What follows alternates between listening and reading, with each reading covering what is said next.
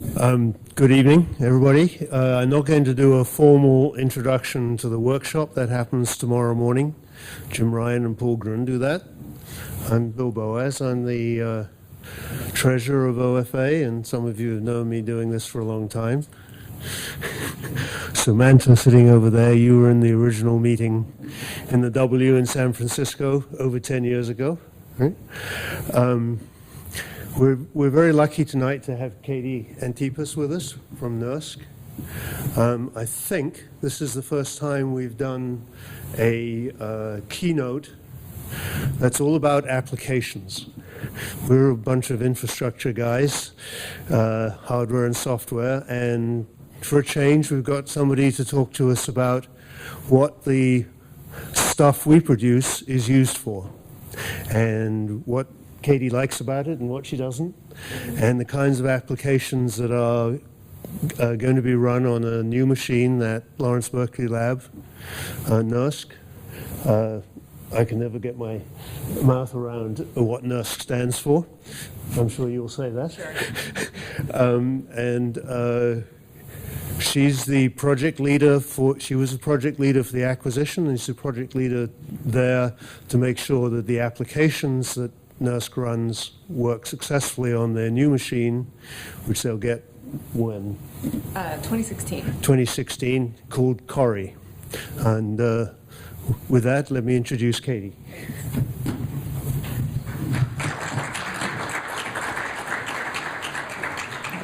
Well, thank you very much for having me here. I do tend to wander when I talk, so I'm a little worried. If I wander one way or the other, just wave and let me know if you can no longer hear me. So when Bill invited me to come give this talk I think it was a couple months ago, I said, oh, sure, I'll go to Monterey. It's a lot better than going to a conference on the frigid East Coast, so sure. So I think I just signed up, and I'll definitely go. So I think I sent in a title and an abstract, and I'm not even exactly sure I knew what the conference what was totally about. And then I saw Bill a few weeks ago down in Houston, and I guess I had put the same title and abstract in my Houston talk. And so I said, well, what do you think of that talk? Was that okay? Is that what these folks want to hear about? And he said, well, it's sort of about interconnects, and so you may want to add something in there. So in any case, this is the title of the talk that I submitted, and then I've added some implications for the interconnect. And I've actually, since we're kicking this off on the weekend, I've tried to add some humorous slides. I know there's some cray people in the audience, so they'll have to try not to be too offended. All right, so yeah, I'm Katie Antypas. I'm the project leader for our Cori supercomputing system. NERC stands for the National Energy Research Scientific Computing Center. Sometimes there's two C's, so that's what really confuses people, computing and center. So we say the NERC Center. In any case, so NERC, we are the production high-performance computing facility for the Department of Energy Office of Science. And so what that means is really any scientist who needs high-performance computing to do their research can get an allocation at NERC. And so it's the DOE program managers that will review, and peer review these applications, and then they decide, how much allocation, how many hours that these different scientists get on the NERC systems. So we support a really broad range of applications at NERC. There's climate, there's physics, astrophysics, biology, chemistry, fusion energy, etc. And so at NERC, we also, we don't pick the users that run on our systems. We have to support the science that comes to us from the Department of Energy Office of Science. So NERC, this is it's actually our 41st year now, but we just celebrated our 40th anniversary last year. And NERC started actually at Lawrence Livermore Labs as a fusion primarily for fusion energy computing. And then we moved to Berkeley Lab in 1996. And so we've had a whole bunch of supercomputers in that time from different Crays and IBM systems. We've had a string of Crays in the last few years as well. So not only do we support run these really large supercomputers, we also support a cluster for the high energy physics community, so a lot of data that comes from the LHC and Brookhaven National Lab, and we also have a genomics system, a system that's really customized for the genomics workload that supports the Joint Genome Institute.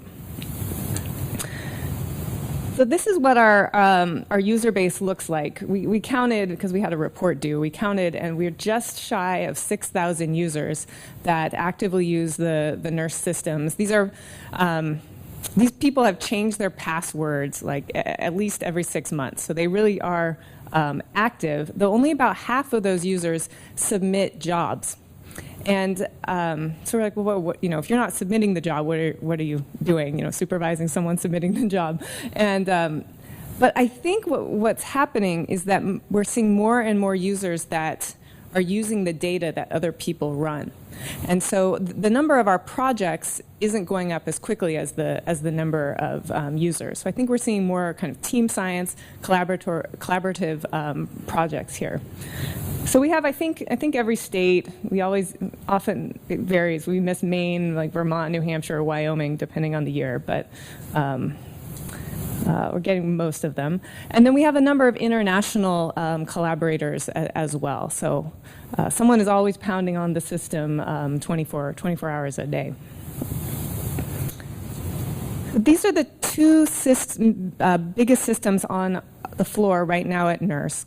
We usually have 2 systems on the floor at any given time because it is a production workload, and so when a new system comes in, you got to shake it out. It's a little might not be as stable, and so at least you have one system that can run the workload effectively. And then we sort of leapfrog. You retire one, you bring in another. These 2 are both Cray systems, and Hopper is actually going to be retired in probably the end of this year sometime. This was our first Petascale system. It has a Gemini interconnect. And then Edison is a system that's on the floor now. We brought it in a couple years ago. This uses the Cray Dragonfly or Aries interconnect with the Dragonfly topology and Intel Ivy Bridge processors. Okay, so in terms of the workload, we say we have 6,000 users. We have about 700 different projects. But fortunately for us, the breakdown of hours is really concentrated and not even. So this actually helps us a lot in terms of where do we focus our priorities. So I don't know if any of these applications, Bill said you guys don't even know what these applications are, so I don't know if any of these are familiar to you guys. But we have material science, this is climate, this is lattice QCD, molecular dynamics, so a big range of applications. And in the case of VASP, this top application from 2003, I guess I have to update this pie chart. This is many users running kind of smaller jobs, whereas this milk application here is a very small number of users running huge kind of jobs across the whole system. So this is a breakdown in terms of hours, so you kind of have a mix there. And this pie chart, we end up showing this pie chart a lot because it comes into our strategy for preparing applications for our future systems. So does that pie chart represent time on the system? Yeah. So it's a breakdown of hours, and that's, that's weighted. It's not by job. So hours, and this was of Hopper and Edison, so both systems. Let's see. So a little bit more about our workload. The pie chart on the right, you can see this is the breakdown. It's the same pie chart as you saw on the previous slide, but it's broken down by the different types of algorithms that run on the system. So there's a big variety of algorithms.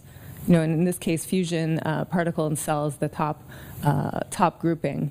So a lot of diversity in not only number of codes, but in algorithms. And then this chart here is really interesting. It's on Edison, this is the fraction of hours at various job sizes. So at NERC, we have a number of jobs, and it's about, it's always around 20% of applications that, the user might submit many jobs that run on 1,000 processor cores. And then there's often fewer jobs that run up across the whole system. So these jobs in the red and the yellow, they really need a fast interconnect, right? They're running across a large part of the whole system. And then many of these applications, these users need to submit many, many jobs to do their science runs. And so by having this mix, we actually can keep a really high utilization on the system. So where you often can get low utilization, right, in a supercomputer is when you have to drain the system or the queue to get the next big job through, right, to have enough space for it to go through. But we typically, we always, with 6,000 users and that many jobs, we always have some piece that can fill in and backfill in the queue. So our utilization runs really high, above 95% often. Okay, and this is a similar graph of what I just talked about. So many users submit a number of small jobs to do, UQ or statistics, and then there's a smaller number of jobs that run across the whole system, but they can dominate in terms of the hours that run on the system. Okay. All right, so then I want to talk a little bit about what users kind of think about an interconnect in a production computing environment like NERC. So I thought I would start with my my own experience. Before I came to NERC, I worked on the Flash code at the University of Chicago, and that's an adaptive mesh refinement code for simulating exploding stars, supernova. And so, I honestly actually didn't really think that much about the interconnect as an application developer. Our sort of heuristic or rule of thumb in the group was, if your MPI communication time was sort of lower than 20%, then don't really worry about it. If it got more than that, you would kind of look at the call, you'd profile your code, see what you could do to improve and lower the time spent in communication. This is about 10 years ago, but I think many of our users think in a similar way. And so the interconnect should be fast, right? And it should be consistently fast. So this is sort of what I thought of when I was an end user, knowing not very much about the architecture of these systems. Okay, so a few more details on the Hopper supercomputer, and I don't want to go into too much detail because Hopper is retiring in another year. But what you could focus on right here is the interconnect. So Hopper has a Gemini interconnect. Gemini sort of means twins, and so what was one of the changes from the previous version of the Cray interconnect was that there was 2 nodes per Gemini. And so the interconnect on Hopper was a 3D torus, okay? And it had adaptive routing, okay? And so if you actually look into a cabinet on a Cray here, you can see the topology of the network. You have the X, Y, and Z direction. I always forget this. The Y direction has a single link coming out from each Gemini, and the X and Z have double that. So a number of users reporting application variability on our Hopper system. And so we thought, okay, what better to do than to have an intern look at it over the summer? So we hired this really, really great intern. His name is Dylan Wang. He's gone on to do some really great things. And so, his summer project was to run this application code in production on Hopper and see the variability, and then we were going to work with Cray to improve the variability. And so this is what he found. This is an application called Milk. Milk is one of the largest slices on our pie. It's bandwidth sensitive. And so he ran, I don't know how many times he ran this code this summer. And saw really variability of around 15% with some significant outliers, though. And so if you're a user, this is a pretty big difference. If you get, 900 seconds one time and you get 1600 seconds another, right? That's, how are you going to do performance testing, right? How are you going to know if you've improved your algorithm if you run the code again, you can get 2x the time. So, we wanted to look into this and try to understand what was happening. So what you can do on probably any supercomputer, but on the Cray, what you can do is when you submit a job, you reserve a set of nodes, right? Your bash script goes out and reserves a set of nodes for you. But then once you have that set of nodes, you can run an application, multiple times or use that set of nodes however you'd like. So what Dylan did was he would submit these separate jobs, but once he had an allocation of nodes, he would run the Milk code multiple times within that node allocation. And so what he saw was when he ran the code, multiple times within the same allocation, there was very low variability. In fact, and he called this the triplet test. The variability within the triplet test was only about 3%. So I guess that was kind of informative. And so the question was, well, then what is the effect of the node's placement on the job's runtime? And so you can run this little script and get the XYZ coordinates on the torus. And then Dylan, he brought us this application called Blender. Can you guys see that? So this is the placement of the node on the torus. And this is the x direction, the y is up here, and z. Let me get to the next slide. Shoot, that's really dark. A little better? You kind of get the idea? I don't know. So what you can hopefully see is on this right side, this is really, can you guys see this is really kind of spread out? Okay, so your eye can see it, like this is really spread out, whereas this is really compact in the torus. And this was sort of an average run. And so your eye is really good at picking out, like, well, obviously that's slow, right? That's spread out across the whole system. And this, maybe that's fast because that's all together. And the fastest run we did here, at least that one's a little better color. This fastest run we did happened to have this node allocation, which is pretty perfect for the Hopper system. So you might ask, well, why don't you get that all the time? Like why would you want another allocation? And this is when you run in production. You want your system to run for a long time. Running for a long time is good. Not having crashes is a good thing. But then your jobs get all mixed up. When one job finishes, you have a certain nodes available. Another set of nodes become available, and so you get these scattered nodes that are available on the system, and that's how you end up with an allocation that looks something like this. So anyway, Dylan went on. The summer actually kind of ended, and our eyes could clearly see that the more tightly packed you were, the better off, the faster your runtime was. But we had a lot of difficulty actually finding a heuristic that, if you didn't actually see it, could predict what the runtime would be. And we looked at the average distance per node, like the surface area. We looked at a number of heuristics. Anyway, so it looks like here that at least some of the variability is due to the placement of the jobs on the nodes. I think that makes sense. And so the next steps we worked with Cray on, could we do some placement-aware scheduling? Could a user say, hey, I'm really sensitive to bandwidth or network performance. Can I wait for a better allocation of nodes? Even if I have to spend longer in the queue. So, or maybe you just procure a system where application runtime is not dependent on the node placement. So that's what we tried to do with the Edison system here. So Edison is the version of the Cray that's one later, so increment by one. And as I said before, we use the Intel processors on Edison, and it has this new Aries interconnect, but I think very importantly, it's connected in a Dragonfly network, and I'll show that here on the next slide.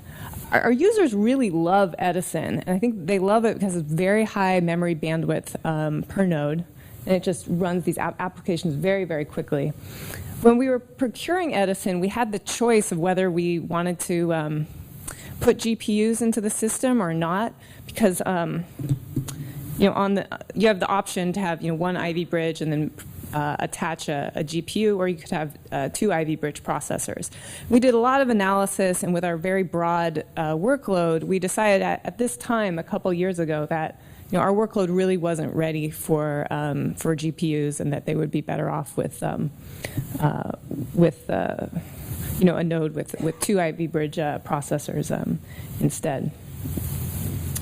Okay, so let's look at the Aries interconnect here.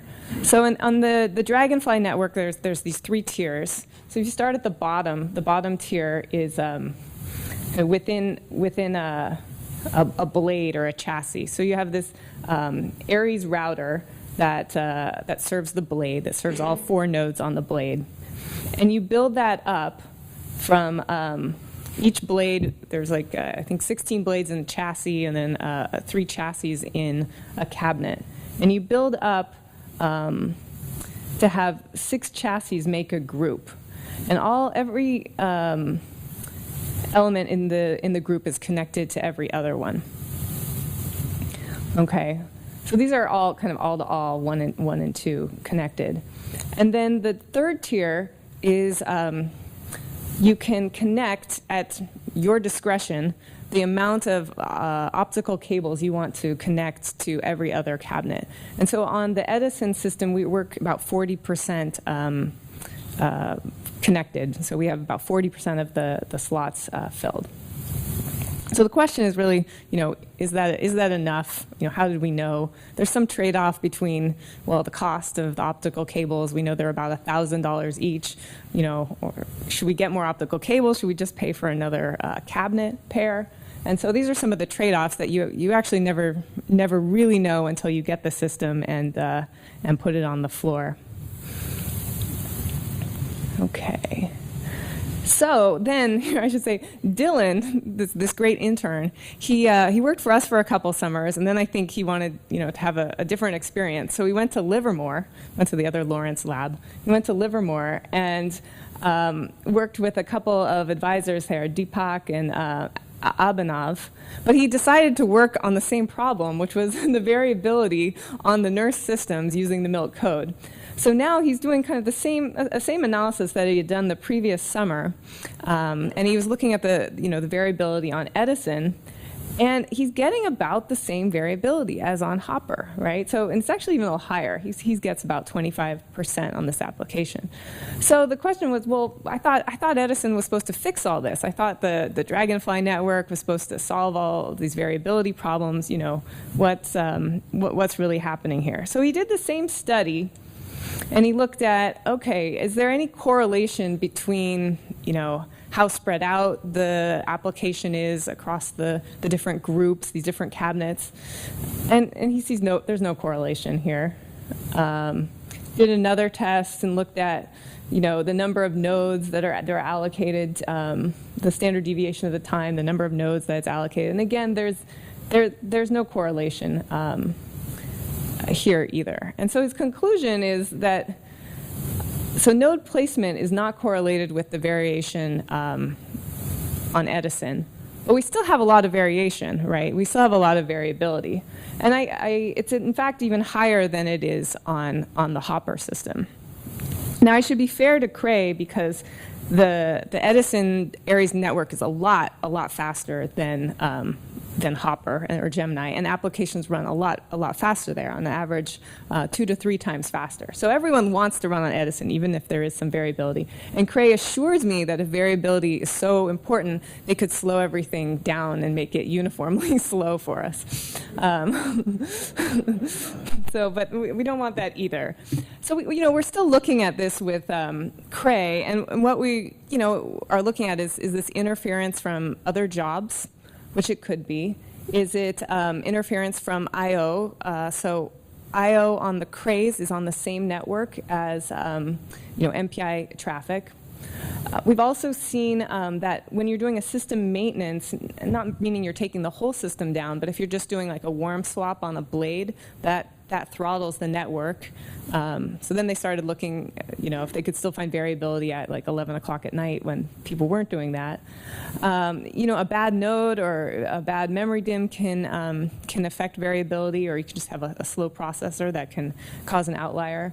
Or maybe our network is under provisioned, right? Maybe we need more bandwidth at the tier 3 level. Okay, so this is all really a primer for Cori, which is our next system coming in 2016 here.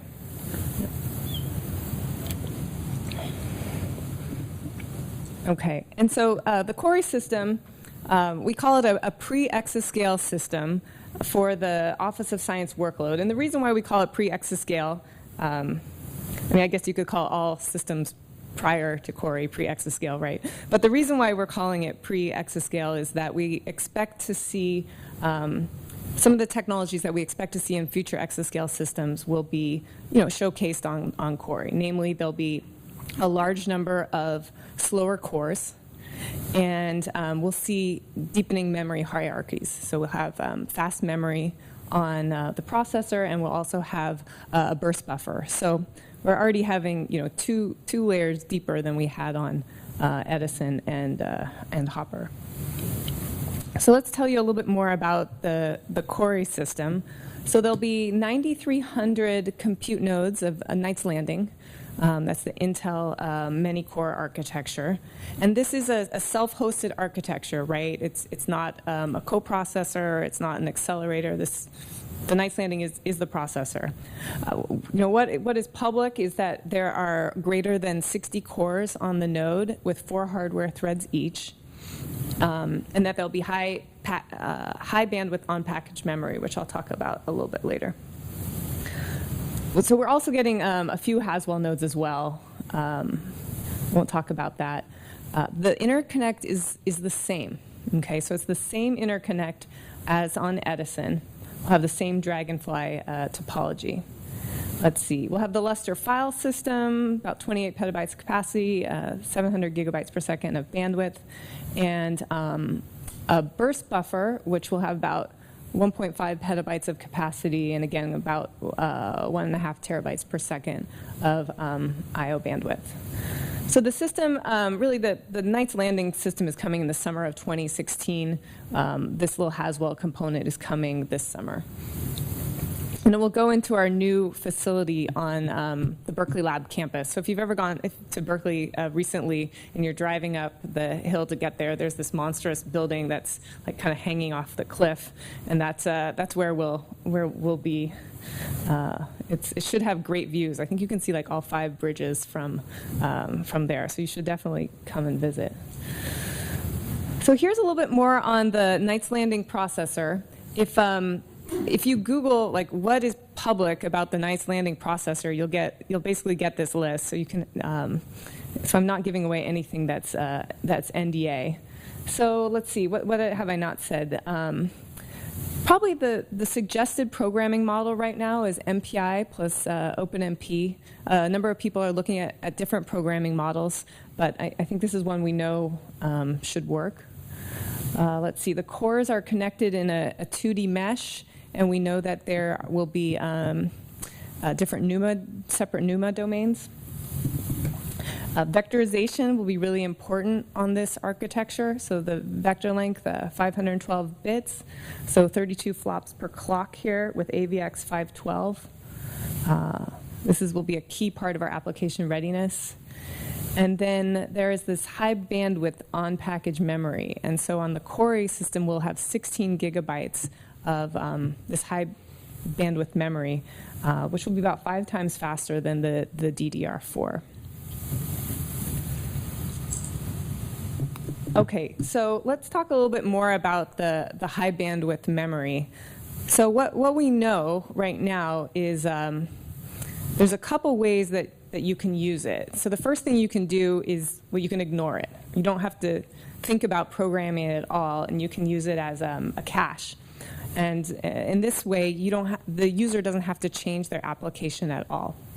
Okay, and so that's this cache mode here. The second way that you can use it is Intel calls it flat mode, but the user can directly allocate data into this fast memory. And so you can say like high bandwidth malloc and malloc your arrays into that data. Or the hybrid model, you can have some combination of the two.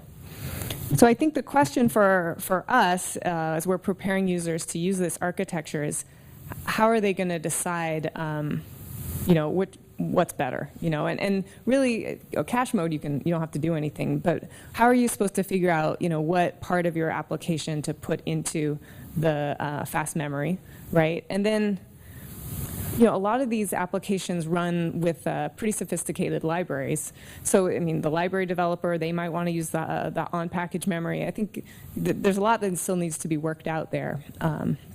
In terms of what's the best stuff to put in there. So, overall, in order to run effectively on Cori, our users are really going to have to think about the parallelism on the node, right? So we expect that MPI only will work, but it may not give the best performance. You may not be able to utilize all the cores or the threads, depending on how much memory you require per task. So you're likely going to need to increase thread parallelism. OpenMP is one way to do that. And users will really need to exploit those longer vector widths. So exploit data parallelism or work on data locality. Okay. So then I think a question is, what effect will the KNL node architecture have on network performance?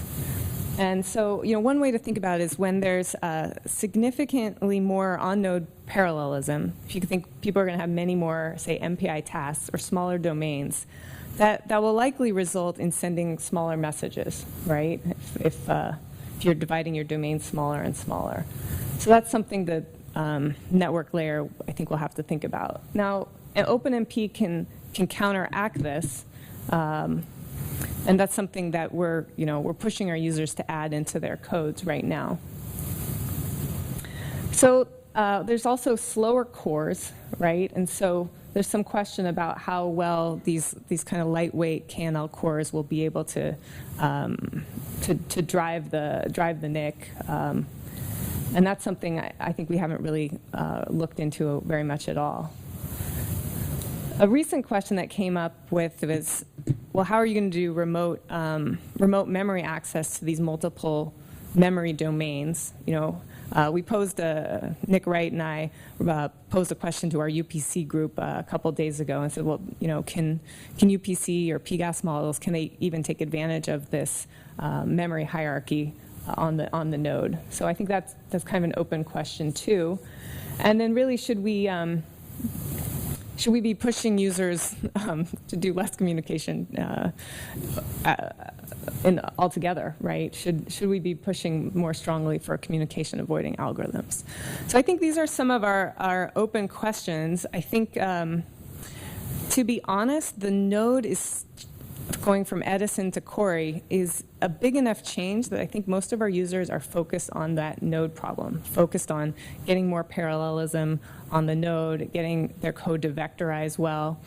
And so I'm not sure that many are actually thinking of the implications at kind of the networking and interconnect layer. Maybe afterwards we can talk about if that's the right advice we should be giving to our users. But that's what we're talking to them right now, because the Aries network is the same on both systems, and what's really changed is this processor. So I mean, you can tell me if we're on the right track, but I think our thought was, if the application is running so slowly, on the node, maybe the network's a second order problem.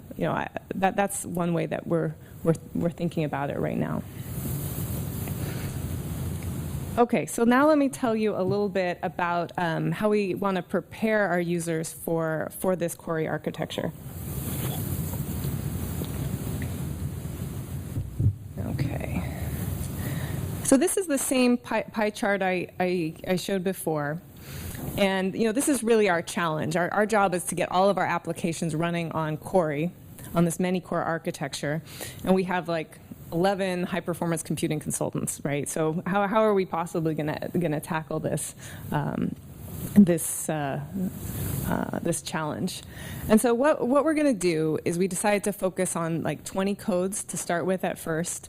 Focus on 20 codes, try to get some lessons learned, and then apply those to the broad community. So we'll have a lot of online training. We're working very closely with both Cray and Intel right now.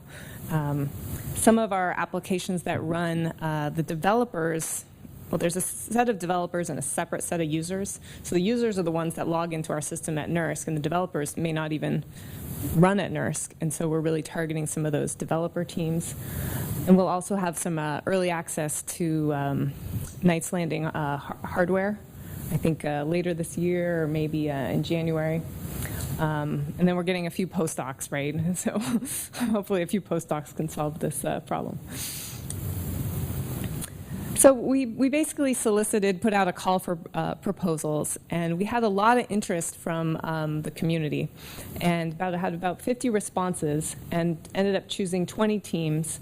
We only had postdocs for 8 of them, but pretty much they get a whole range of services with us. They get access to Intel and Cray experts. They're going to have these dungeon sessions up in Portland with Intel.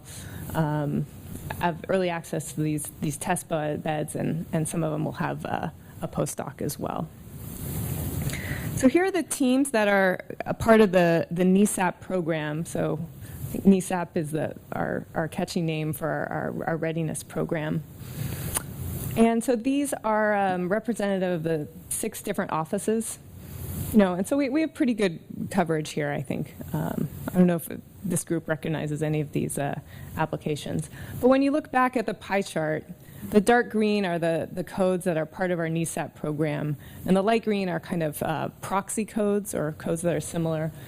So maybe this is optimistic, but we think we have pretty good coverage in terms of our readiness effort.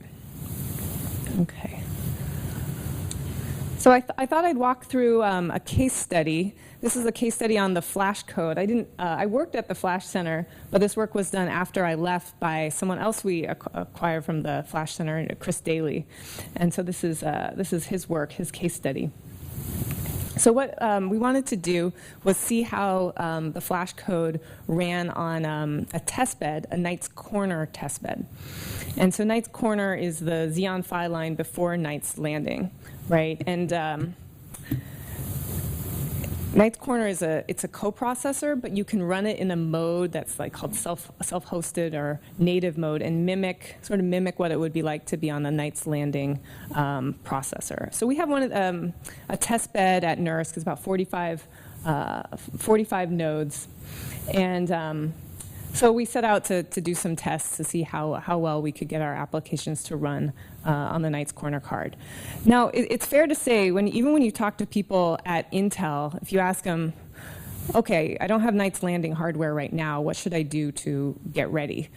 It seems to be almost 50-50. Some people say, well, you should use Ivy Bridge or Haswell, and then other people say, no, you should use Knight's Corner, right? And so what we do know is that Knight's Corner will really give you like a challenge. So if you, I don't know, if you go up to the baseball on deck circle, it's like having like 18 bats on your shoulder. So then when you get to Knight's Landing, hopefully it's a lot easier.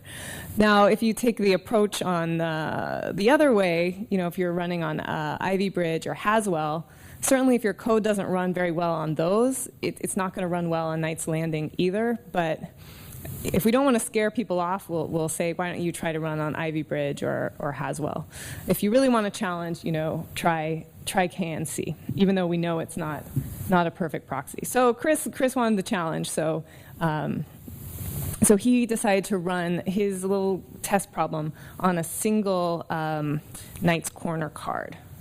Okay. And so this is again, the Flash code. It's a small little astrophysics test problem. It's like a Sadov shock problem where there's a high density and pressure in the center of the domain, and you just let time evolve, and the shock front moves outward. And this is actually just a uniform grid. The problem here is actually not that important. I think the details on how it was optimized will be are more important here. Okay, so let's see what the results are. So Chris ran the code, right? And on the Xeon Phi, on the one Knight's Corner card, and so he gets, for this little top problem, it's like just under 18 seconds, 17 something. And then he ran the same problem on, you know, one Sandy Bridge processor. So that's 2 before Haswell, right? I think Haswell, Ivy Bridge, Sandy Bridge.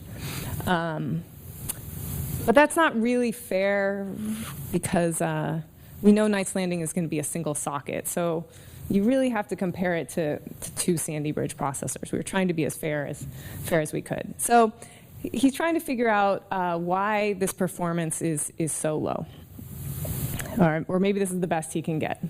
So let's see what he said. So the first thing he decides to do, and something that we're now telling all of our users, is make sure that you do a parameter sweep of OpenMP and MPI tasks, right? Make sure you have the sweet spot in using the number of OpenMP and MPI tasks. So each of these lines is kind of like, I don't know, an ISO line or an ISO surface. And so you're holding the number of OpenMP and MPI task constant when you're on one color. So this is MPI only, and 60 MPI tasks and no OpenMP threads. And this is 30 MPI tasks, 2 OpenMP threads. You get it? Makes sense? Okay. And so now let's look at the red one. So this is, red one is 120 way. So right here is 60 MPI tasks, 3 OpenMP threads. And then you get down here. These are the 2 lowest. So 10 MPI tasks and 12 OpenMP threads. Okay. So it's really important to do this parameter sweep because, I mean, if Chris had just run this point or just run this point, he would have been pretty far off what was optimal with no code changes. There's no code changes here. He's just tweaking the number of MPI tasks and OpenMP threads.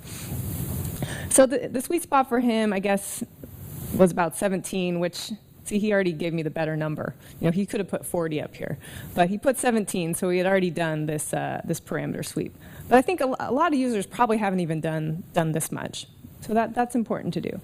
So he said, well, okay, I've got a good balance of MPI, OpenMP.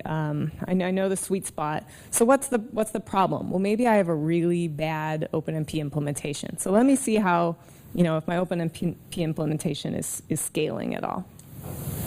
So then what he did, he says, I'm going to start with one MPI task, and I'm just going to increase the number of OpenMP threads, right? And if it's perfect, it should follow this nice 45-degree angle line here, and let's see where it turns over. Okay, so where does the Flash code turn over in this little test problem? I think the lowest number he was, from the previous graph, he was using about 10 OpenMP threads. So he's getting about 75% efficiency from his OpenMP implementation. So is that bad? I don't know. It's not fantastic, but it doesn't seem to be causing all of the slowdown. I mean, it seems to be okay. So he kind of concluded that the OpenMP implementation was probably not the cause of the low performance. So he said, okay, now why don't I look at vectorization? So he ran this little case study with vectorization turned on and turned off. And what you can see is there's like no difference. In fact, I think sometimes he turns vectorization on and it even gets a little worse. So I mean, it's probably in the noise. But there's no gain from vectorization. And remember, if you're on the Knights Landing processor, if you cannot use vectorization, you're already a factor of like 8 off of the peak performance. So this is what he really started to look into. And the way the data structure is set up in the Flash code is you have some data at a grid point, and then you store like x velocity, z velocity, x velocity, y velocity, z velocity, density, pressure, temperature. And then you go to the next cell, and you have x velocity, y velocity, z velocity, density, temperature, pressure, et cetera, et cetera, et cetera. So what does this do to, what can the compiler do with this? Well, not much, right? Like the compiler cannot do the same operation on all those tasks in a row. And so that's why this is not vectorizing. So what Chris did was he took and flipped around all the data structures. And so then he made an array of temperature, an array of density, an array of pressure. And then all of a sudden, now the code can vectorize. So let's see what happens when he does that. OK, so blue is the baseline. OK, blue is what he had initially. And then purple is the baseline with vectorization, and that's where we saw no change, right? So then the red is when he restructured the code, and already the performance jumps up quite a lot. So you can say, well, why did that happen, even if you didn't have vectorization on? And that's probably just better data locality and cache reuse there. And then when vectorization is turned on here, you get another big bump. And I think what was nice to see was that the changes that he made for the Knight's Corner card also helped on both the Ivy Bridge processor as well as BGQ, so a totally different architecture from IBM here. Now this, the red, we didn't really investigate this, but I think the cache hierarchy is just different on the blue gene there. But once you turn on vectorization, you see that big jump. So I mean, I think this was one example of where there's a couple lessons learned from this. One is vectorization is important, right? Threading is important. But what also was obvious is this is going to be a lot of work. He took this tiny little kernel and he changed this data structure around. But that data structure is all over this millions and millions of lines code in the Flash application, and that's a lot of dirty work going in there and changing all these data structures over these huge codes. So this change, I mean, this is a tiny little kernel. This change would be very labor intensive in order to get to run on this architecture. Okay, let me run through this quick one as well. This is a one-page case study. And this is the Berkeley GW code. This is a material science code. And this work was done by Jack Deslip at NERC. And so on the x-axis here is basically like time, like improvements to the code over time. And the y-axis is wall time here. And so the first thing he tried to do, again, is run on the Knight's Corner card, and he couldn't. He couldn't fit this problem size into memory. So this was one case and one real example of where a code really had to have OpenMP in order to even run on this architecture. So this was an MPI-only code, and the first thing he did was kind of restructure the architecture of the code so he could have it in 3 loops, like an MPI loop layer, an OpenMP in the middle, and then a loop for vectorization. And when he did that, he saw a big improvement in performance. And again, that is just increasing data locality and having a better structure in the code. But this change allowed him to add in OpenMP, and that's what this orange line is. He finally could fit this problem on memory, and the orange is the performance he got on the Xeon Phi here initially. And then this code actually vectorizes very, very well after Jack took out like if statements from his loops, which really slowed him down for a while. And then he was able to actually beat the host processor here at Sandy Bridge.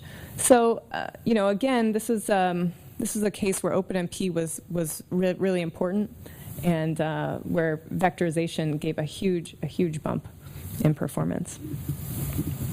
So I gave this a similar talk, not exactly the same, in Houston a couple weeks ago, and I focused even more on some of the changes that people were making to their codes to improve performance.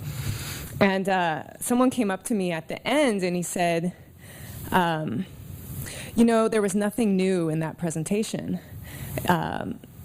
That presentation could have been given 30 years ago. And I tried to take that as like positively as I could, right? Like I just flown across the country, and I was like leaving 4 hours later. I was like, oh, okay. And so I said, well, maybe you could have given the presentation 30 years ago, but I couldn't have.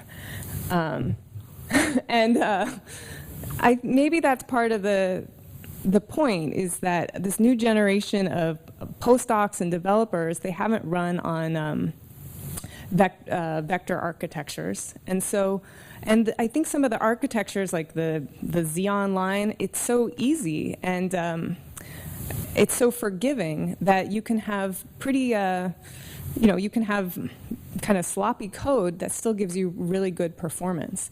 And so in one case, this Cori architecture is really like an opportunity to go through and clean up a lot of code and make it perform a lot better, not just for the current architectures, but for past ones as well. So I think, I talked with this guy for a little while afterwards. And he said, it's all just, about data locality, right? And, reducing communication. I said, yeah, I guess, that is the key point. And so, that's something we're just repeating over and over again to our users. All right.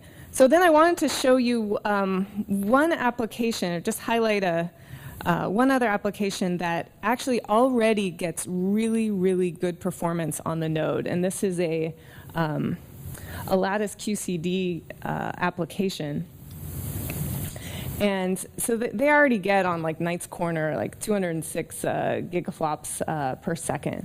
So they scream on this architecture, and I think they're going to go really fast on Knight's Landing as well. And so then what's concerning them now is the network. So I think they've optimized their application so much on the node that now they can really focus on the interconnect issues. And so on this code, this is just a graphic of they're trying to map out their domain to the topology of different architectures. And so they can show by doing a 3D or 4D torus, they can increase performance. Some of these were done on the Blue Gene architecture. And then they're trying to find a better mapping for their layout for the Dragonfly network on Edison. So I think some of these users, once they get that on-node performance, they'll be looking more at optimizations that they need for on the interconnect layer as well. All right, so in summary, I think the Cori system will showcase a number of the new features that we expect to see in the future exascale systems, especially these slow many-core architectures and the deepening memory hierarchies. So I'll say I think a lot of users are not really focused on the interconnect performance at this time as part of our NESAT program. Perhaps you can give me feedback if that's the right advice to give them right now. And didn't get to talk about burst buffer as our last as another memory hierarchy, but maybe next time I can tell you how applications are running on that. So thank you very much for your time, and then also just want to note that we're trying to hire a lot of folks, and if you work at Berkeley, this is the kind of view that you can get from our new building. I think it beats the view at any other national lab. So in any case, I'm happy to take any questions. Yeah. So back to your flash code problem. Yeah. I don't want to stray too far from the interconnect problem for all three students. But over the years, we've seen this kind of recur multiple times in changes in architecture, changes in interconnection, and latency drops and things like that, where performance you either have performance degradation or not the performance increase that you expect in the change in architecture. So was that problem? Did you take that back to Intel? Was that something that was generalizable in say, an optimization flag and its own compiler, for instance, so that you don't have to alter their code? Oh, not for that one. I think in that case, the data structure was not aligned very, just really had to be flipped around. We have worked pretty closely with Intel, and I think they've gotten feedback from a number of people. If you used to see their old vectorization report flags, it was like totally unreadable. I mean, I think it was written for like an Intel compiler person, right? Not for an end user. And it used to tell you like loop vectorized, and then the next line would say loop not vectorized. And it was like the same line, right? And you're like, what? This makes no sense to like just a layperson coming in. And that was because, I don't know, the second line was like the remainder. And so they've really gone through and tried to make the notifications easier for users to use. And then I think they're also making some changes and improvements to vTune to try to make it easier for users to get on there. But in that case, I don't think, I'm not sure a compiler would be able to figure that one out. I'm not sure, yeah. So first one is like this coding system has two different kinds of processors. They're trying to run an application on a heterogeneous application where you have partly KNS and partly Right. Okay. So the question was, since you'll have some Haswells and some KNLs, do you plan to run applications across both? So they will be connected right to the same network. So you can. I think we're not expecting, like the milk code or a single application to run across both. But what we do expect to see is a couple applications take advantage of like an in situ visualization running on maybe the Haswell partition and a big climate model or something running on the KNL version. So I think that's what we're imagining right now could be the case. My follow-up question is the internet itself. Is there a difference in the internet between the Xeons and the KNS? If they have different compute capacity? Is there The internet bandwidth or? No, they will be on the same Aries interconnect. Your question is on the processor side? Yeah, I think so. I think that's one of the questions we'll have to look at is because or how well the KNL can really drive. I think kind of the injection bandwidths is kind of an open question we're working with Cray and Intel on. Another question is related to the software stack. We talked about the memory, and having like the Xeon.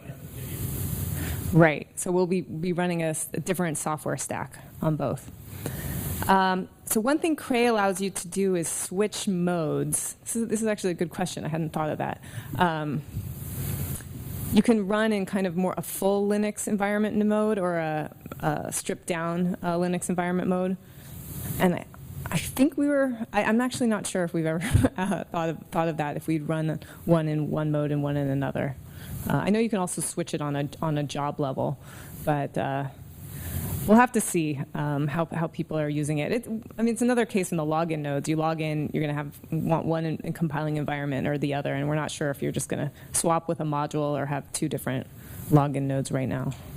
So. Where are these systems that offer this coding? So right now they're in downtown Oakland. We're right by the 19th Street BART station. Yeah, we give a lot of tours, and happy to show anyone our machine room. We're moving up to this new building on we call it the Hill, which is the main Berkeley Lab campus, and we should have the first systems in later this summer. So that's actually hard. It's harder probably for us to give tours because you have to get up through into the lab, but. Yeah, you can come see the systems in Oakland right now. Very hard to say that many changes are necessary to expect for the goal, such that it's what's has it been considered to write software to make these changes. That's a bit more regular practice to this field and incentive for generating more changes for the limits from itself and similar. Yeah, so the question is, there's a lot of these changes to be made. Is there any software that could help? So there are application layers. I don't know if you've heard of Raja or Cocos, but these are kind of tools that I think you might still have to rewrite or put your code into this framework, but the idea is they would allow you to run on different architectures without rewriting the code. I mean, I could tell you that there's, some big PIs at Berkeley Lab that are, really terrified of putting OpenMP directives all over their code, and then the next year getting an allocation on a GPU-based system and having to worry about that. So, I mean, again, it might be optimistic, but our thought is if you can get better data locality, you might be able to run on a number of these systems. And I don't know if there's any automated software to do it, but we are looking at Cray and Intel to help us with tools to help users make these code changes. If anyone knows any automatic tools, that'd be great. So, LBNL actually really good. Yeah. Okay. Yeah. I know we need to look at that a little bit more. Yeah. Okay. Mm-hmm. You were talking about how they're kind of purified very specific, particular do you have a second set of research that have to do with the way that longer lasting kind of Right. So the question is, are you looking at ways to make the changes long-lasting so that changes aren't architecture specific? So yes, and we're hoping that if users make these changes, improve data locality, get a better threading, this will hold them, for a decade, and that it's not going to be they're not going to zigzag users from one method to the other. But this is very relevant because our program managers in DC, you probably saw the announcement, the Coral announcement at Oak Ridge and Livermore is one architecture, and then NERC, Sandia, and Los Alamos have another. And so we always thought, there's two swim lanes in exascale, but then they ask, well, how are you going across the two? So there's there's a number of workshops. There's people looking at it. Cocos and Raja are some things that people are looking at. TITA is another framework, but we know our science users really want to do science. They don't want to become computer scientists, and so. I think that's going to be a real challenge, and it'll be interesting to see where the programming model for the Coral architecture goes. If you can end up using OpenMP 4 or 5 on that, will you get more portability between those two architectures? Yeah. About those pictures of layouts for the variability runs. If you ever look at some other aspects, not just essentially the node distance, scatter, but there are other applications where maybe the traffic pattern wasn't all sort of, wasn't even, so it wasn't all uniform. So maybe a lot of different certain nodes were kind of higher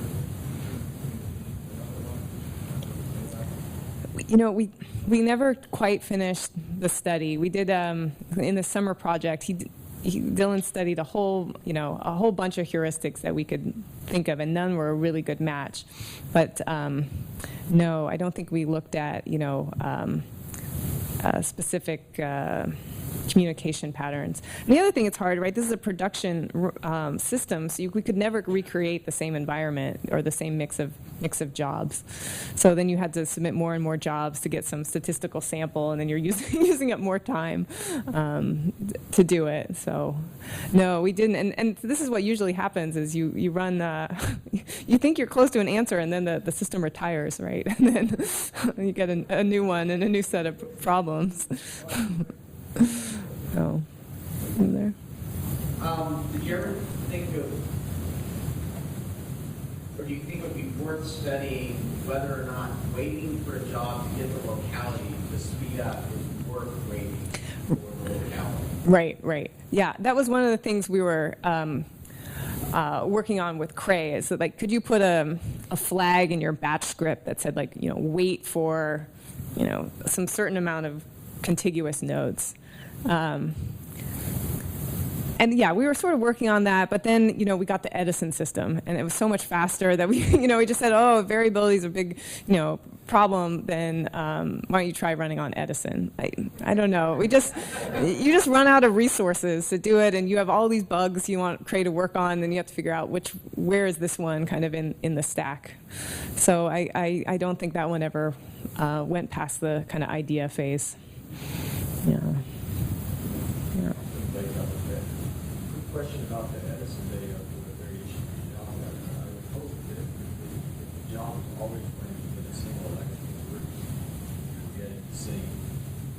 There wasn't variance when you're running the data. Within different electrical groups, it seems what you see with variation as long as the job is defined. So I think they purposely ran wider than a group.